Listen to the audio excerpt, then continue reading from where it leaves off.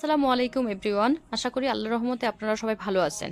এই ফলটা হলো মালয়েশিয়ান জাতীয় ফল, নাম হলো দুরিয়ান। কারা কারা এই ফলটা মালয়েশিয়াতে এসে খেয়েছেন প্লিজ কমেন্ট বক্সে জানাবেন। এখানে আমার মামা আর আমার হাজব্যান্ড এই ফলটা খেয়ে ফলের টেস্ট সম্পর্কে আপনাদের সাথে শেয়ার করতেছে। দেখেন আপনারা, শুনুন তাদের মুখে এই ফলের টেস্ট সম্পর্কে কীরকম test. Very tasty, yummy, yummy. Yeah, it's very tasty. A little bit smell is different. But taste is very good. Please take it. খুবই মজা, খুবই মজা। স্মেলটা কেমন?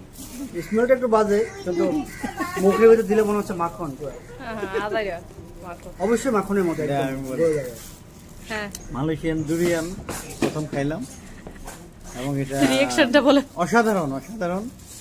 একটু মানে মিষ্টিটা একটু বেশি মনে হলো, একটু আর স্মেল হালকা স্মেলটা একেবারে অসম্ভব। আমাদের কাঁঠাল এর চাইতে অনেক ভালো। কড়া। কাঁঠালের আচ্ছা, থ্যাংক ইউ।